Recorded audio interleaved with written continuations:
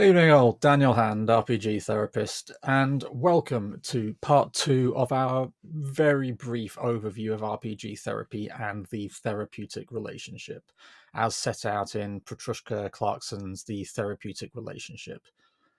Last time we did a brief overview of the importance of the relationship between the therapist and the client, as well as taking a look at the first two types of relationship in the Clarkson model, the working alliance and the transferential slash counter-transferential relationship.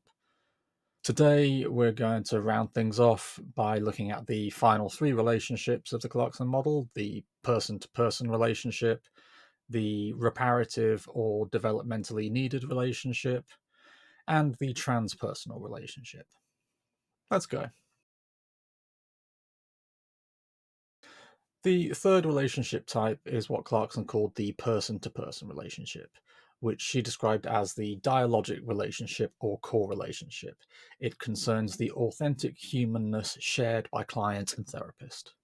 Just as the working alliance involves the two relatees meeting each other in a professional capacity, the person-to-person relationship involves them meeting in a human capacity, joking, chatting about the weather, commiserating with each other about the commute, that kind of thing.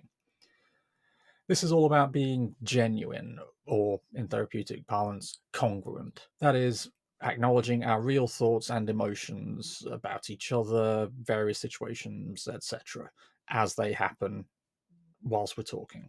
This aspect of the therapeutic relationship is especially significant to the person centered modality of counseling, which, as its name suggests, is all about putting the person front and center.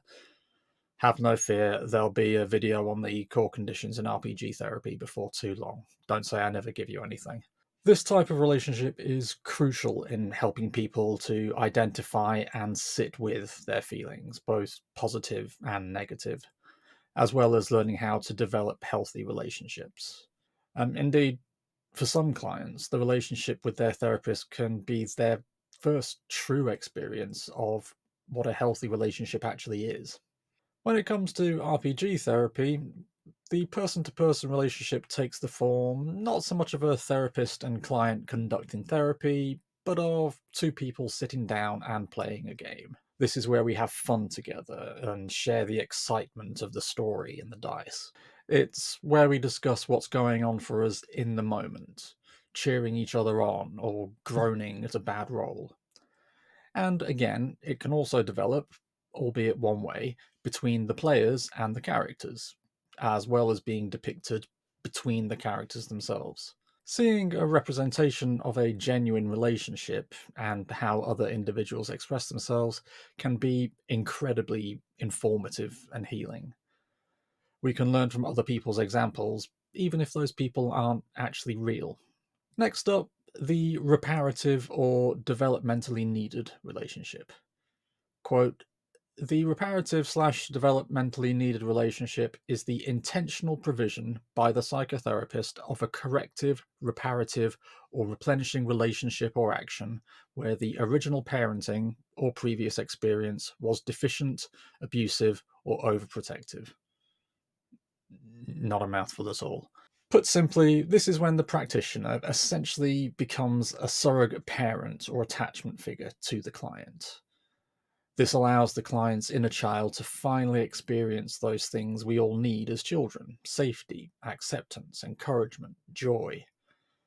So many of us lacked some or all of these things during our own childhoods, and the wounds caused by that linger all the way into adulthood.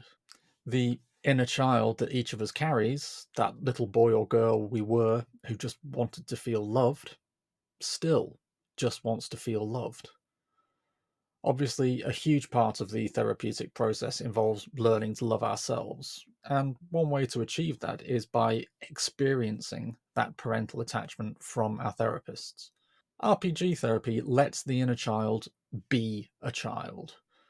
The number of middle-aged clients I've had who tell me they've never been allowed to play as children, and they've always got to be mature, and that they just don't understand the concept of relaxation or doing something just for the sake of enjoyment, rather than, utilizing every minute of every day to work towards some nebulous goal. It's truly heartbreaking. The RPG gives these people a chance to unwind, be outrageous and naughty, and basically just go wild in a secure environment that won't punish them for having fun. They can get into fights instead of being the better person. They can steal from the biscuit barrel and not have to face the consequences. They can tell their boss what they really think of them without having to worry about losing their job. By nurturing this frightened little boy or girl, the therapist delivers the message that they matter as human beings, even if they break the rules.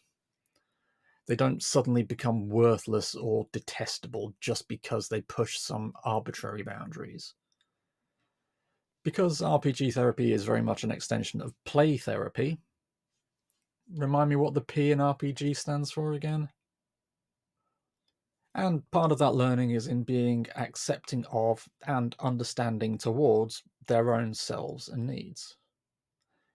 Experiencing a reparative relationship by, for example, playing an RPG can be immensely healing and give the client a loving experience that they just hadn't had before.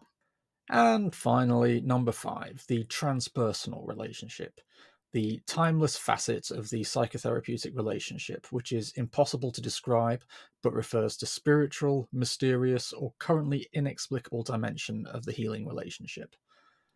Now, it's my contention that RPG therapy is in an, if not necessarily unique, then certainly an atypical position to foster and develop this particular aspect of the therapeutic relationship. Clarkson herself at times seems to struggle with her definition of the transpersonal relationship, often referring to it as inexplicable or using vague terms like spiritual. But for ease of use, in my mind at least, I tend to associate this particular therapeutic niche, if you want to call it that, as being heavily intertwined with Jungian analysis, especially with concepts such as the collective unconscious and nekia or catabasis. This is where the therapist and the client just get each other, even if they don't fully understand why. Know what I mean? The story aspect of an RPG really does tap into that shared imagination that hangs over all of us and lets us enjoy creative exercises together rather than solely in our own heads. When we play an RPG or engage in storytelling communally, we let our imaginations bounce off of each other until it reaches a stage where the story's almost telling itself. I can't tell you the number of times, both with clients and in my own social groups, where without any pre planning or outright pondering, the story just makes sense. The light bulbs appear above everybody's heads, and suddenly you're all excited to see what happens next. RPGs tap into that part of the human psyche that has been telling stories for thousands upon thousands of years. It keeps everybody engaged and creates a sense that we're all in this together. So if you ever find yourself going, "Oh my god, yes," that's probably the transpersonal relationship. And that just about concludes my brief overview of how I think the therapeutic relationship, as specifically set out in the Clarkson model, manifests itself in an RPG therapy setting. As I mentioned previously, the therapeutic relationship is considered by most to be the crucial deciding factor in how successful or otherwise a client's therapy will be. The magic of RPG therapy is that it allows us to expand on that relationship. It brings more individuals into the room and allows for the development and exploration of all manner of relational behavior. It's awesome, and I encourage everybody to give it a try. As usual, I'd love to hear your thoughts, as well as any times you've experienced these or any other types of relationships in your own games or therapy with your player character, with NPCs, your fellow players, your GM, obviously your therapist, whatever. Anything you'd like to contribute, please do tell us about it down in the comments. While you're there, please do like, share, subscribe, and hit the bell icon.